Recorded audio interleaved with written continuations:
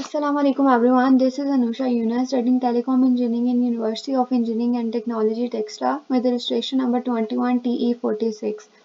So welcome to this lecture series of DSP, that is Digital Signal Processing, that we are looking in this video. This is the first video in our lecture series, and in this video we will introduce ourselves to DSP. So there is a complete lab manual of our course in DSP that we are going to explain the rest of our lecture series. So first of all, we are going to explain the concept of I can say the introduction of DSP, that what is the main concept of DSP. But before that, we need to explain three main concepts. The first one is digital, the second one is signal, and the third one is processing. Basically, digital is the finite set of values to represent real world objects. Digital में basically हम लोग क्या कर रहे होते हैं कि हम कोई भी हमारे पास सिग्नल है, हमने उसकी फाइनाइट वैल्यूज ले रही हैं, हर पॉइंट पर हम सिग्नल की फाइनाइट वैल्यूज को ले रहे हैं. सो इसमें बेसिकली क्या हो रहा था कि हम लोग जो हमारे पास ओरिजिनल सिग्नल है या जो भी हमारे पास सिग्नल है, हमने उसको डिस्क्रिटाइज किया हुआ है हर पॉइंट पे डिस्क्रीट फॉर्म में, और इस सिग्नल को हम लोग डिजिटल सिग्नल बेसिकली बोलते हैं, क्योंकि हम लोग इसमें हर पॉइंट पे एक फाइनाइट वैल्यूज ले रहे होते हैं. अब ये फाइनाइट वैल्यूज बेसिकली हम लोग कह सकते हैं कि in the form of binary भी हो सकते हैं, जो हमारे पास बेसिकली होते हैं 0 और 1. बट अगर हम लोग हेक्सा बाकी अगर हम लोग नंबर सीरीज की बात करें, हेक्सा, टेट्रा, ऑक्टा, तो उसमें भी यही है कि वो भी हमारे पास डिजिटल में भी कन्वर्ट हो सकते हैं, या हम लोग कहते हैं कि वो डिजिटल भी कंसीडर हो सकते हैं अगर हम उन वैल्यूज़ को बाइनरी में कन्वर्ट कर दें. तो ये हेक्सा, ऑक्टा और बाकी जो सीरीज़ हैं, इनको भी हम लोग डिजिटल में कंसीडर कर सकते हैं. सो बेसिकली डिजिटल में हमारे पास लेवल्स डिफाइंड होते हैं, और जो भी हमारे पास सिंबल्स होते हैं वो हमारे पास फाइनाइट होते हैं. So next move on to the second one, which is signal. Basically signal come from sensors, or we can store our values in the 2D array. Basically signal में क्या है कि ये हमारे पास सिग्नल सेंसर से आते हैं. अगर हम एक 2D array की बात करें जिसमें हमारे पास 4 रोज और 4 कॉलम्स होते हैं, तो उसमें हम लोग कहते हैं कि हमारे पास just like this.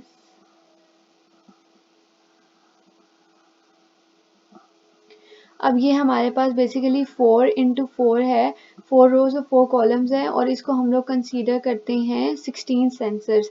लाइक हमारे पास ये जो है इसे कंसीडर हो रहे होते हैं as a 16 pixels. So basically अगर हम सिग्नल की डेफिनेशन पे जाएं तो वो है कि signals are not similar to vectors, rather signals are vectors. Vectors basically इसमें हमारे पास अगर हम ये तो बेसिकली हमारे पास 2D अरे होगी. अगर हम 1D अरे की बात करें तो वो इस तरह से कुछ होती है, और उन 1D अरे को हम लोग डिजिटल सिग्नल प्रोसेसिंग के कॉन्सेप्ट में हम उसको एज अ वेक्टर बोलते हैं. तो वेक्टर बेसिकली हमारे पास एज अ सिग्नल यूज होता है. सो अगर हम सिग्नल की नेक्स्ट डेफिनेशन पे जाएं तो बेसिकली ये है कि signal is the relation of one parameter to another parameter, that how one parameter is relate to another parameter. So basically signal जो है वो हमारे पास अनसर्टेन होता है फ्यूचर पे. लाइक जो फ्यूचर में हमारे पास कॉन्सेप्ट है या जो फ्यूचर में हमारे पास होना है वो उससे अनसर्टेन होता है, इसकी बिकॉज इसकी प्रोबेबिलिटी जो है वो हमेशा लेस देन 1 होगी. So this is the main concept of signal. Then we are moving to processing. Basically processing is basically to modify a signal. कि हम किस तरह से एक सिग्नल को modify कर सकते हैं, किस तरह से process कर सकते हैं, वो सारा concept हमारे पास processing में आता है. देन अगर हम DSP की मेन डेफिनेशन पे जाएं तो basically DSP is a mathematical technology और algorithm to modify the signal after it converts into a digital. Like इसमें बेसिकली डिजिटल सिग्नल प्रोसेसिंग में हमारे पास क्या होता है कि हम कोई भी एनालॉग सिग्नल लेते हैं, उस एनालॉग सिग्नल को हम लोग डिजिटल में कन्वर्ट करते हैं by using analogue to digital converter. अब बेसिकली यहाँ पे हमारे पास जब हमने analogue to digital converter use किया जिसमें हम लोग सैम्पलिंग, क्वांटाइजेशन और इनकोडिंग करते हैं, तो हमारे पास बेसिकली जो सिग्नल है वो डिजिटल में कन्वर्ट हो जाता है। जब डिजिटल में कन्वर्ट होता है तो हम फिर उस सिग्नल को हम लोग प्रोसेस करते हैं। सो बेसिकली यहाँ पे हमारे पास प्रोसेसिंग होती है। देन प्रोसेसिंग के बाद हम लोग एक digital to analogue converter use करते हैं like this, and then from this हमारे पास जो सिग्नल है वो एक डिजिटल फॉर्म में कन्वर्ट हो जाता है। यहाँ पे क्या होता है कि डिजिटल टू एनालॉग कन्वर्टर से हमारे पास जो सिग्नल है वो एनालॉग में कन्वर्ट हो जाता है। इस तरह से हम लोग एक ट्रांसमीटर साइड पे भी एक एनालॉग सिग्नल दे रहे हैं और रिसीवर पे भी हम लोग एक एनालॉग सिग्नल को रिक्रिएट कर सकते हैं। So this is the main concept of digital signal processing. Now अब हम लोग अपने लैब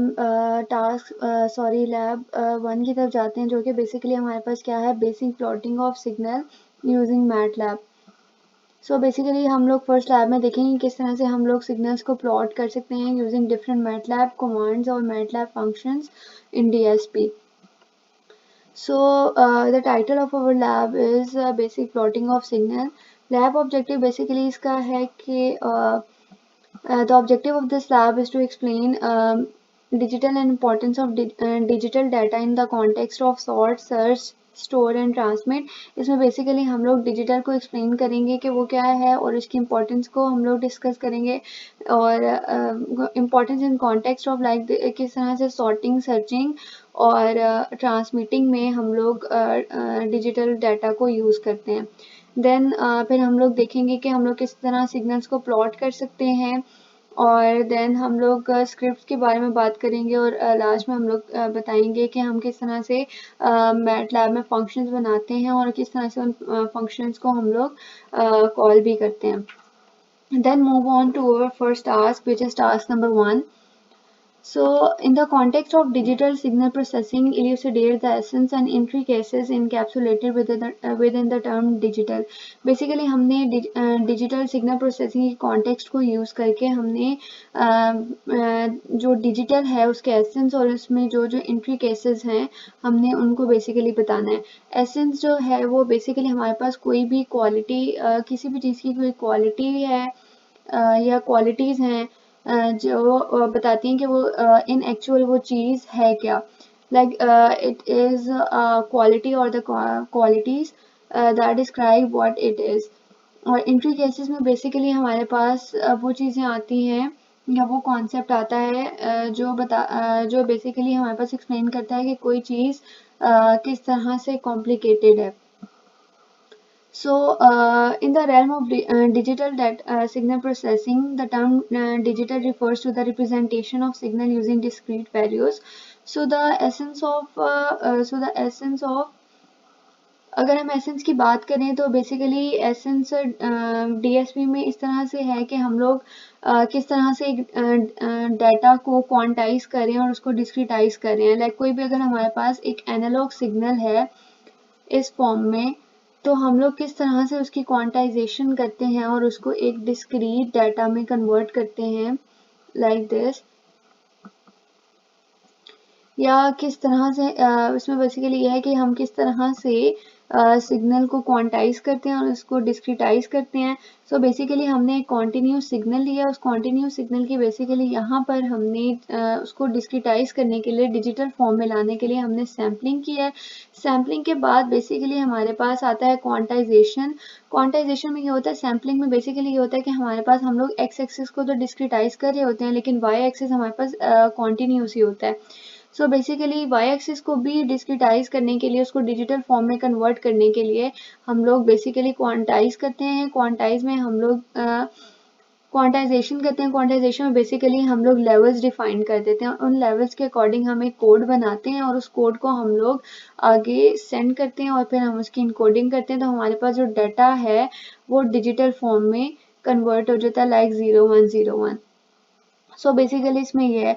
एंट्री केसेस की बात करें तो first of all we are going to discuss discretization. जिस तरह से हमने ये बताई है कि किस तरह से हम सिग्नल को डिस्क्रिटाइज करेंगे, डिजिटल सिग्नल्स को किस तरह से डिस्क्रिटाइज हो रहे हैं। एम्पलीट्यूड बेसिकली हमारे पास यहाँ पे अगर हम देखें तो ये डिस्क्रिटाइज हो रहे हैं टाइम में भी, और यहाँ पे अगर हम लोग इसको क्वांटाइजेशन में देखें तो वो एम्पलीट्यूड में भी हमारे पास डिस्क्रिटाइज हो रहे हैं। Then we are moving to sampling. Sampling basically हमारे पास यही है कि हमने कोई भी कॉन्टिन्यूस सिग्नल लिया है, उस कॉन्टिन्यूस सिग्नल को हमने डिजिटल फॉर्म में कन्वर्ट करने के लिए उसको डिस्क्रिटाइज किया है। सो बेसिकली इसमें ये, और इसमें सैम्पलिंग फ्रिक्वेंसी हम लोग कहते हैं कि F basically F of S जो है वो ग्रेटर देन और इक्वल टू हमेशा टू एफ मैक्सिमम के होना चाहिए। सो बेसिकली एंट्री केसेस में यही आएगा, और देन लास्ट में हमारे पास क्वांटाइजेशन आएगा। क्वांटाइजेशन में भी हमने ये चीज़ें डिस्कस करनी है, और फिर हमने प्रोसेसिंग के एल्गोरिथम्स को डिस्कस करना है कि किस तरह से हम लोग डिजिटल डाटा को यूज़ करके उसको प्रोसेस कर। Okay, now let's move on to our third task, which is in the domain of digital data. What strategies and techniques can be employed to enhance transmission data efficiency? Basically, हमने इसमें उन strategies और techniques को बताना है जिनको हम लोग use करके data transmission efficiency को enhance कर सकते हैं। सो फर्स्ट ऑफ ऑल अगर हम लोग देखें डिजिटल डाटा के डोमेन में, तो डाटा एफिशिएंसी को डाटा ट्रांसमिशन एफिशिएंसी को एनहेंस करने के लिए हमारे पास बेसिकली डिफरेंट एप्लीकेशंस हैं, जिस तरह से कम्युनिकेशन सिस्टम आ गए, नेटवर्किंग आ गई और डिजिटल सिग्नल प्रोसेसिंग आ गए। So basically, we are going to discuss several strategies and techniques that can be employed to improve data transmission efficiency. The first one is error detection and correction. Basically, error detection and correction में हम लोग different error detection और correction codes को use करके हम लोग transmitted data में से एरर को कम भी कर सकते हैं और उनको करेक्ट भी कर सकते हैं। लाइक रिसीवर साइड पर अगर हमारे पास आए तो हम लोग उन एरर्स को डिटेक्ट भी कर सकते हैं और उन एरर्स को हम लोग करेक्ट भी कर सकते हैं। सेकेंड वन जो है वो हमारे पास डाटा कंप्रेशन आता है। Basically use data compression algorithms to reduce the size of the data before transmission. Transmission से पहले अगर हमने डाटा को कंप्रेस करना है, अगर हमारे पास कोई डाटा हम लोग भेज रहे हैं उसका साइज काफ़ी ज़्यादा है, तो उस डाटा को कंप्रेस करने के लिए हम लोग डिफरेंट डाटा कंप्रेशन एल्गोरिदम्स को यूज़ कर सकते हैं। The third one is channel coding and modulation. Basically हम लोग इसमें basically we are going to employ advanced channel coding and modulation schemes to maximize the use of available bandwidth. Like इसमें हम लोग चैनल और चैनल कोडिंग और modulation techniques को discuss कर रहे होते हैं कि किस तरह से हम लोग बैंडविड्थ को मैक्सिमाइज कर सकते हैं, बैंडविड्थ की यूज़ को मैक्सिमाइज कर सकते हैं। जिस तरह हमारे पास डिफरेंट मॉड्यूलेशन टेक्निक्स थी लाइक QAM, हमारे पास डिफरेंट होगी क्वाड्रेचर एम्पलीट्यूड मॉड्यूलेशन। बेसिकली ये इसमें यूज़ हो रही थी forward error correction, FEC and etcetera. तो इससे हम लोग का जो हमारे पास बैंडविड्थ है उसको हम ज़्यादा से ज़्यादा यूज़ कर सकते हैं। सो बेसिकली इसमें हमारे पास यही है कि हम लोग किस तरह से डिफरेंट स्ट्रेटजीज और टेक्निक्स को यूज़ करके अपनी डाटा ट्रांसमिशन एफिशिएंसी को इन्हेंस कर सकते हैं। Now let's move on to our fourth task. इसमें बेसिकली हम लोगों ने एक सिंपल सिग्नल लेना है और इस सिग्नल को हमने मैटलैब में प्लॉट करना है। सो बेसिकली अगर हम लोग इस सिग्नल में देखें तो हमारे पास दो वेरिएबल ऐसे हैं जिनकी वैल्यू हमें नहीं पता, वो अनडिफाइंड है। तो हमने सबसे पहले इनकी वैल्यूज़ को ऊपर डिफाइन करना है। टाइम की यहाँ पे हमने रेंज दे दिया है, दैट इज़ 0 to 1, और इसमें हमारे पास बेसिकली 0.01 जो है वो इंटरवल आ रहा है कि इतने 0 से लेके 1 के बाद 0 से लेके 1 तक जो जो हम लोग पॉइंट लेंगे उन पॉइंट्स में हमारे पास 0.01 का डिफरेंस आए, इतने डिफरेंस के साथ हमने नेक्स्ट पॉइंट लेना है। देन हमारे पास फ्रीक्वेंसी आ गई है 1 के इक्वल, और यहाँ पे बेसिकली हमने फ्रीक्वेंसी जो लिया वो 1 हर्ट्ज लिया और टाइम की रेंज हमने ये लिया है, और सिंपल जो सिग्नल हमने प्लॉट करना था वो सिग्नल हमने नीचे बता दिया है कि ये वाला सिग्नल है। अब सिंपल मैटलैब में हमें कोई भी सिग्नल प्लॉट करने के लिए हम लोग प्लॉट की कमांड यूज़ करते हैं। अब यहाँ पे हमने सिग्नल जो है वो प्लॉट करना था टाइम और सिग्नल दोनों में, मतलब हमारे पास वाई एक्सिस पे यहाँ पे सिग्नल आ रहा है और एक्स एक्सिस पे हमने टाइम लिया है, दैट इज फ्रॉम 0 to 1। तो अगर हम लोग इसको रन करते हैं तो हमारे पास इस तरह से ग्राफ बन रहे हैं। सो बेसिकली हमारे पास बता रहा है कि ये 1 फ्रीक्वेंसी पे है। तो हमारे पास ये वाला जो ग्राफ आया है इसकी रेंज 0 से 1 तक है टाइम की, और जो हमारे पास इसकी फ्रीक्वेंसी है वो 1 हर्ट्ज है। तो इसमें हमारे पास एक साइकिल में हमारे पास एक फ्रीक्वेंसी सॉरी यहाँ पे हमारे पास एक ही साइकिल बना है क्योंकि हमने फ्रीक्वेंसी बांध ली है। अगर हम यहाँ पे फ्रीक्वेंसी को चेंज करके 5 ले लेते हैं और हम लोग रन करके देखते हैं, तो यहाँ पे जिस तरह से हमने देखा है तो हमारे पास 0 से लेके 1 तक हमारे पास काफ़ी यहाँ पे ऑसिलेशंस आ गई हैं। इसका ये मतलब है कि फ्रीक्वेंसी को इंक्रीज करने से हमारे पास ऑसिलेशंस भी इंक्रीज होती हैं। Then move on to our fifth task. इसमें भी सिंपल वही है कि हमने एक सिग्नल है वही वाला सेम सिग्नल है, दैट इज सॉरी हमारे जैसे जो प्रीवियस टास्क में था बिल्कुल वही सिग्नल है, लेकिन इसमें हमने जो चीज़ हमने अलग करनी है, ये जो इसमें अलग यूज़ हो रहा है कॉन्सेप्ट, वो बेसिकली ये है कि हमने ये देखना है कि किस तरह से हम अपने प्लॉट को या ग्राफ को टाइटल दे सकते हैं। तो सिंपल अगर हमने ग्राफ को टाइटल देना है तो यहाँ पे हमने टाइटल की कमांड यूज़ की और plot of sine wave 1 hertz. Y level में हमने बता दिया कि ये वाई लेवल बेसिकली ये है कि ये वाई में यहाँ पे हमने क्या लेवल देना है, हमें बेसिकली पता चल जाए कि वाई पे हम लोग क्या चीज़ ले रहे हैं, और एक्स लेवल बेसिकली हमारे पास बताएगा कि हम लोग एक्स पे क्या चीज़ ले रहे हैं। एक्स पे बेसिकली हम लोग टाइम ले रहे हैं और वाई एक्सिस पे हमें सिग्नल का एम्पलीट्यूड पता चलेगा। एक्सिस बेसिकली यहाँ पे हमें बता दिए हैं कि हमने एक्सिस ले लिए हैं, दैट बेसिकली -0.5 to 1.5 जो है वो एक्स एक्सिस है, कि हमारे पास जो प्लॉट है या जो ग्राफ है वो -0.5 और 1.5 के उसमें आना चाहिए इन एक्स एक्सिस। और अगर हम वाई एक्सिस की बात करें तो वाई एक्सिस में वो -0.5 to 1.5 होना चाहिए। तो मतलब यहाँ पे जो इसकी रेंज आएगी वो ये एक्सिस होंगे वो -0.5 to 1.5 है। अब हम इसको रन करके देखते हैं तो यहाँ पे हमने देखा है कि सिग्नल हमारा इस तरह से बना है कि थोड़ा सा नीचे, अब यहाँ पे हमें बता रहे हैं कि -0.5 to 1.5 यहाँ तक हमारे एक्सिस डिफाइन है, और जो हमारे पास वाई एक्सिस है, वाई एक्सिस में वो हमारे पास बेसिकली ग्राफ बना है -0.5 to 1.5। लेकिन यहाँ पे अब हमने देखा है कि थोड़ा सा नीचे चला गया क्योंकि हम लोगों ने यहाँ पे इसको चेंज किया। अगर हम इसको 1.5 कर देते हैं, -1.5 to 1.5, और अब हम इसको रन करके देखते हैं तो इस तरह से ग्राफ बना है। तो ये बेसिकली हमें बता रहे हैं कि हमने वाई एक्सिस पर -0.5 to 1.5 लिया है और वाई एक्सिस पर -1.5 to 1.5। इस एक्सिस के मिड में हमारे पास ग्राफ बनेगा, और ग्राफ रेंज हमारे पास एक्सिस की रेंज क्या है 0 to 1, तो इसी रेंज में बनेगा। Now let's move on to our sixth task.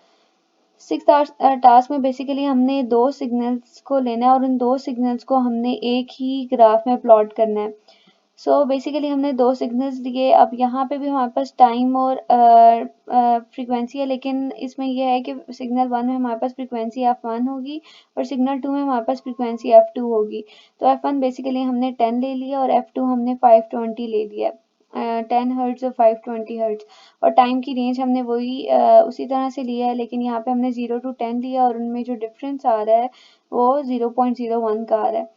Then हमने प्लॉट की कमांड यूज़ किया। अब ये बेसिकली हमने प्लॉट की कमांड में इस तरह से यूज़ किया कि टी सिग्नल 1, कि जो पहला ग्राफ एक ही ग्राफ में जो पहला सिग्नल प्लॉट हो वो टाइम और सिग्नल 1 हो, देन जो दूसरा सिग्नल है वो टाइम और सिग्नल 2 प्लॉट हो।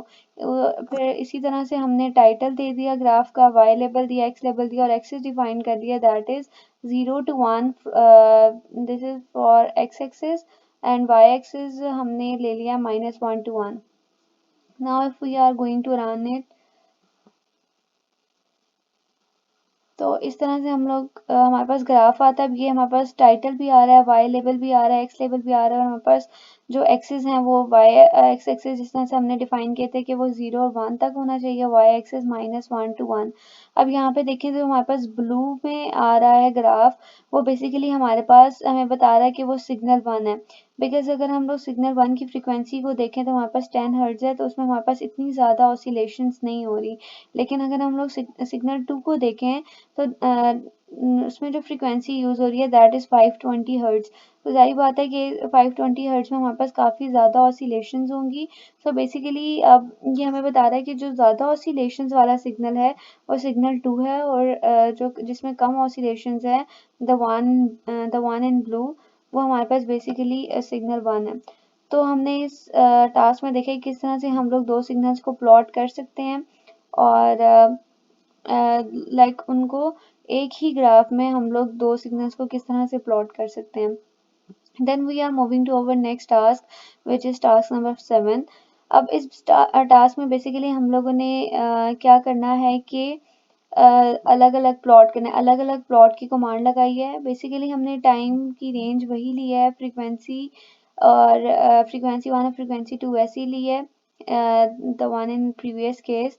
और सिग्नल 1 हमने वैसे ही बताया कि हमने सिग्नल 1 ये लिया है, और प्लॉट जब हमने सिग्नल 1 बता दिया तो हमने प्लॉट की कमांड लगाई कि हमारा जो पहला प्लॉट हो रहा है वो टाइम और सिग्नल 1 में होना चाहिए।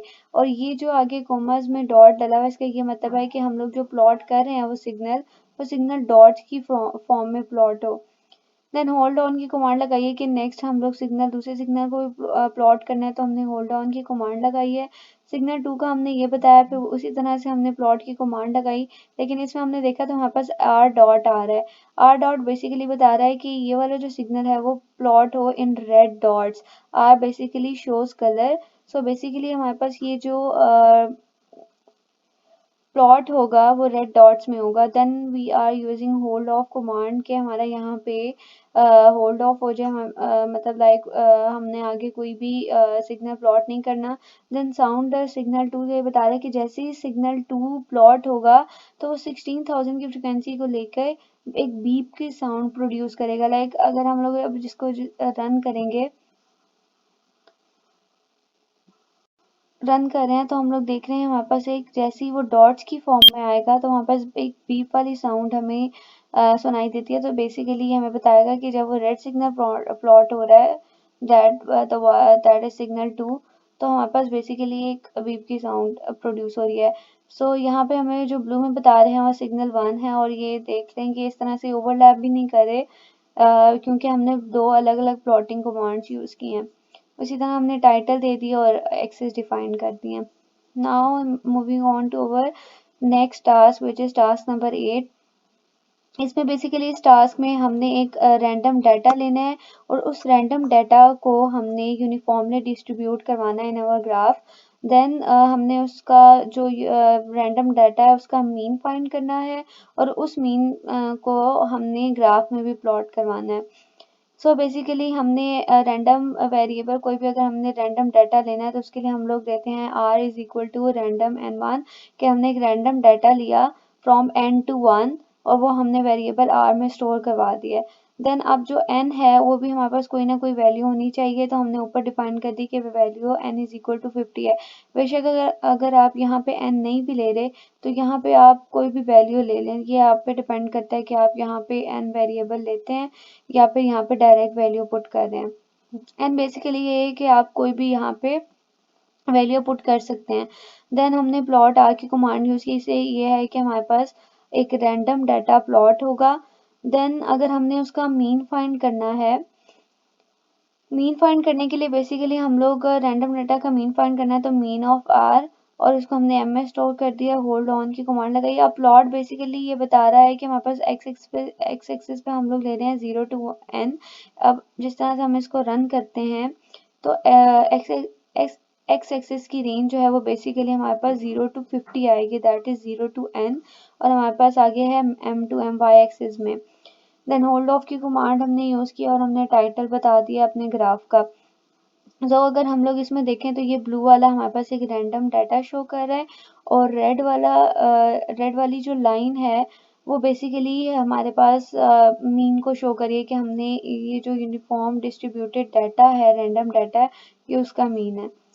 Then we are moving to our next task, maximum.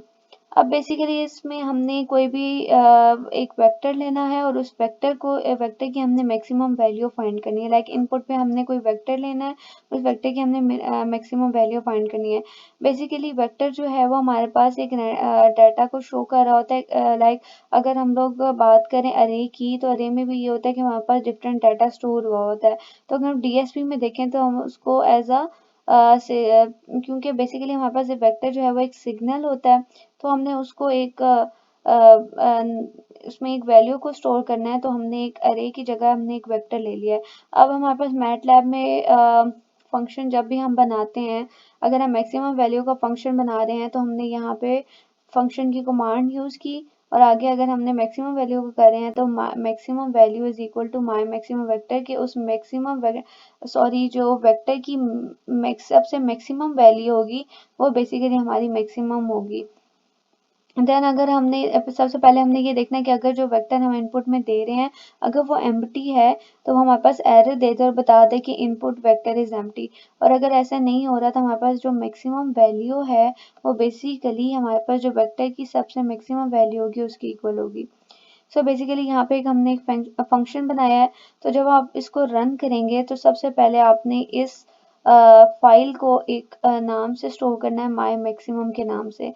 Then अगर फिर आपने एक और फाइल बनानी है, वहाँ पे आपने इनपुट वेक्टर देना है। यहाँ पे जिस तरह से मैंने इस तरह से एक इनपुट वेक्टर दिया है 3 7 29 4 12, और रिजल्ट बेसिकली हमारे पास क्या है कि सॉरी यहाँ पे आ जाएगा हमारे पास माई मैक्सिमम। यहाँ पे बेसिकली हमारे पास अगर हमने माई मैक्सिमम फाइंड करना है तो हमने यहाँ पे माई मैक्सिमम की फाइल का नाम दिया और साथ माई वेक्टर के वो माई वेक्टर की मैक्सिमम वैल्यू फाइंड कर दे। अब डिस्प्ले रिजल्ट बेसिकली रिजल्ट को डिस्प्ले करने के लिए हम लोग मैटलैब की कमांड यूज करते हैं दैट इज डिस्प्ले। अब जब हम इसको रन कर रहे हैं तो हम लोग देखते हैं कि सब हमारे पास जो आंसर आया है वो 20 है। बेसिकली 20 जो हमारे पास मैक्सिमम वैल्यू है, इस तरह से हम लोग यूज कर सकते हैं। Then we are moving to our next task. इसमें भी बेसिकली मैक्सिमम वाला केस ही है, इसमें हमने मिनिमम फाइंड करना है। उसी तरह से हमने मिनिमम वैल्यू का फंक्शन बनाया है और हमने देखा कि अगर इनपुट वेक्टर एम्प्टी है तो वो एरर दे देगा, बता देगा। अगर नहीं है तो हमारे पास वेक्टर की जो सबसे मिनिमम वैल्यू होगी बेसिकली वहाँ पर हमारी डिजायर्ड मिनिमम वैल्यू होगी। और इसी तरह से उसी फाइल में जाएं जिस फाइल में बेशक आप यहाँ पे कोई वेक्टर डिफाइन कर लें और उसको इनपुट वेक्टर बता दें।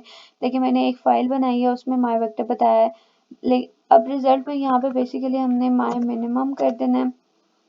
माई मिनिमम क्योंकि हमने मिनिमम फाइंड करना है तो वो वाली फाइल कर देंगे और डिस्प्ले कर देंगे। तो हम यहाँ पे देख रहे हैं कि हमारा आंसर 3 आ रहा है। इसका ये मतलब है कि हमारे पास जो सबसे मिनिमम वैल्यू है उस वेक्टर की वो 3 है।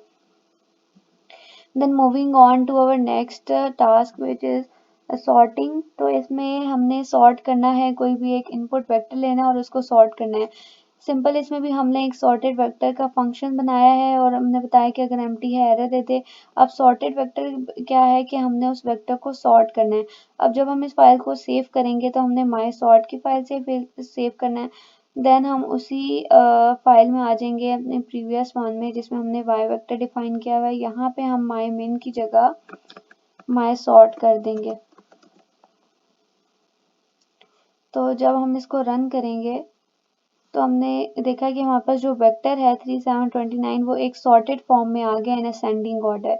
सो बेसिकली इस तरह से हम लोग किसी भी वेक्टर को या किसी भी डाटा को हम लोग सॉर्ट भी कर सकते हैं in MATLAB by using the concept of DSP. अब यहाँ पे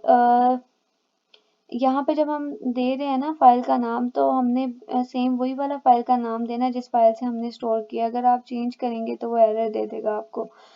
अब then moving on to the next which is reverse। इसमें भी बेसिकली हमने एक ये रिवर्स ये है कि जो भी हमारे पास वेक्टर गिवन होगा हमने उसको रिवर्स कर देना है। अब यहाँ पे रिवर्स वेक्टर में उसी तरह से हमने फंक्शन बनाया अगर एम्प्टी है तो एरर दे देगा। और इसकी यहाँ पे हमने क्या बताया कि reverse vector basically vector and -1 to 1, इसमें हमने बेसिकली वेक्टर की पोजीशन को चेंज कर देना है, दैट इज फ्रॉम -1 to 1 और एंड कर देना है। हम फिर दोबारा से उसी फाइल में जाएंगे प्रीवियस में जहाँ पे हमने वेक्टर बताया होता है, यहाँ पे माई सॉर्ट की जगह हम लोग माई रिवर्स कर देंगे।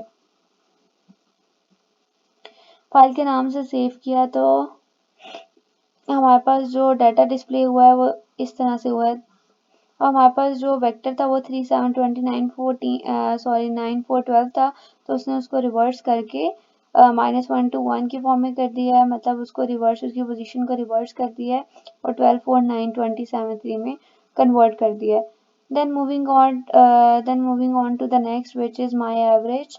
अब माई एवरेज में बेसिकली हमने एवरेज फाइंड करनी है, एवरेज वैल्यू फाइंड करनी है।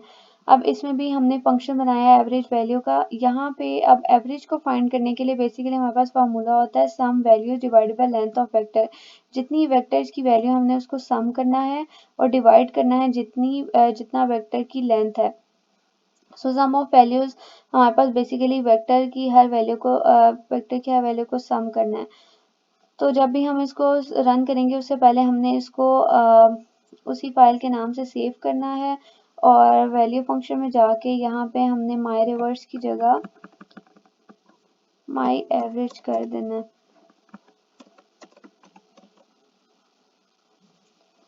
तो जब हम इसको रन करेंगे तो वो हमारे पास उसकी एवरेज निकाल देगा।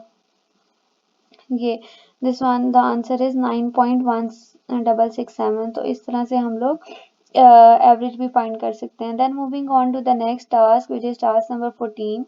बेसिकली इसमें हमने पहले जो हमने ग्राफ में प्लॉट किया वो ये था कि हमने एक ही ग्राफ में दो सिग्नल्स को प्लॉट किया और एक ही ग्राफ में हमने दो सिग्नल्स को अलग अलग प्लॉट की कमांड यूज करके किया है। नाउ अब ये है कि हमारे पास सब प्लॉट के दो अलग अलग प्लॉट्स बनेंगे, दो अलग अलग हमने फंक्शंस देने हैं, सिग्नल्स देने हैं और उनको हमने अलग अलग प्लॉट करना है। तो हमने वैसे ही टाइम की रेंज बता दी, n इज इक्वल टू 35 बता दी क्योंकि हम x पे एक रैंडम डाटा ले रहे थे, तो यहाँ पे हमने उस n को वैल्यू बता दी कि वो 35 है। y जो दूसरा फंक्शन है वो हम लोग एक साइनोसाइडल सिंपल फंक्शन ले रहे हैं। यहाँ पे फ्रीक्वेंसी उन्होंने पहले से ही बता दिया कि वो 5 है, तो डिफाइन उसको अलग से करने की जरूरत नहीं है। अब यहाँ पे अलग सिंगल प्लॉट या इंडिविजुअल प्लॉट करने के लिए हम लोग एक सब प्लॉट की कमांड यूज करते हैं, दैट इज सब प्लॉट 1 to 1। तो ये बता रहा है कि जो पहला प्लॉट आएगा वो प्लॉट x होगा और सेकंड जो होगा वो प्लॉट y होगा। तो अगर हम इसको रन करते हैं तो जो हमारा पहला प्लॉट आएगा ये बेसिकली हमें बता रहा है कि एक रैंडम डाटा प्लॉट हुआ है और ये बेसिकली हमारे पास एक साइनोसाइडल फंक्शन प्लॉट हुआ है। तो इस तरह हम लोग मैटलैब में सब प्लॉट की कमांड यूज करके हम लोग दो अलग अलग ग्राफ्स बना सकते हैं। Then moving on to our next task which is the last one। इसमें हमने सिंपली क्या करना है, चार फंक्शंस देने हैं और इन चार फंक्शंस को हमने अलग अलग प्लॉट करना है bye using the MATLAB command सब प्लॉट। इसमें हमने फंक्शन बनाया है win4 क्योंकि हमने फाइल को सेव ही win4 में करना है, ये हमारे पास रिक्वायर्ड था क्वेश्चन में। देन x हमने बता दिया लाइन्स पे 0 टू पाई 100 के इतना 0 से 100 होगा और इतना हमारे पास डिस्टेंस होगा। अब y1 हमने बता दिया, पहला फंक्शन हम sin x ले रहे हैं, दूसरा हम लोग cos x ले रहे हैं, तीसरा tan x ले रहे हैं और चौथा जो है वो हम लोग एक एक्सपोनेंशियल प्लस एक साइनोसाइडल ले रहे हैं। इसी तरह हमने सब प्लॉट यूज किए हैं 2 to 1। यहाँ पे हम लोग बता रहे हैं कि पहला प्लॉट होगा वो x और y1 में होगा, दूसरा प्लॉट x और y2 में होगा, तीसरा x y3 में और चौथा x y4 में। अब हम जब इसको रन करें तो पहले बता रहे हैं साइन x है, ये cos x है, देन tan x। और अगर हम लोग फोर्थ वन को देखते हैं तो हमारे पास यहाँ पे एक साइन x और साथ एक एक्सपोनेंशियल दो फंक्शन बता रहे हैं। लेकिन मैटलैब में ये बेसिकली हमारे पास होगा एक्सपोनेंशियल से सिग्नल जो है वो बेसिकली हमें बता रहा होता है वेरिएशन इन एम्पलीट्यूड। लाइक हमारे पास जो भी सिग्नल आ रहा है उसकी वेरिएशन में उसके एम्पलीट्यूड में किस तरह से वेरिएशन आ रही है वो बेसिकली हमारे पास एक्सपोनेंशियल बता रहा है। अब अगर हमारे पास एक्सपोनेंशियल नेगेटिव है तो हमारे पास जो एम्पलीट्यूड होगा सिग्नल का वो कम हो जाएगा। लेकिन इन अदर केस अब यहाँ पे देखें तो वहाँ पे एम्पलीट्यूड 0.5 से थोड़ा सा अबव है, लेकिन अगर हम यहाँ पे एक्सपोनेंशियल की वैल्यू पॉजिटिव कर देते हैं तो हम लोग देखते हैं कि बनेगा फंक्शन साइनोसाइडली, लेकिन जो उसकी एम्पलीट्यूड है उसमें इंक्रीज आ रहा है। अब जिस तरह से ये देखें तो ये इसका एम्पलीट्यूड 2 के कोरस्पॉन्ड जा रहा है। सो बेसिकली हम लोग इस तरह से मैटलैब में डिफरेंट कमांड्स को यूज़ करके सॉर्ट कर सकते हैं, मैक्सिमाइज कर सकते हैं, प्लॉट कर सकते हैं डिफरेंट कमांड्स को, उनको सर्च कर सकते हैं, सॉर्ट कर सकते हैं और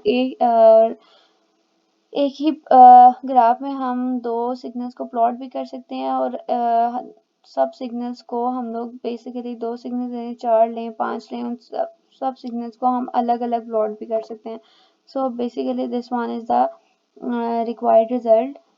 सो यहाँ पे हमारी वीडियो एंड होती है। आज हमने 15 टास्क किए हैं from lab number 1 of DSP. यहाँ पे हमारी वीडियो ख़त्म होती है। इंशाल्लाह नेक्स्ट वीडियो में हम लोग लैब 2 करेंगे। अल्लाह हाफिज़।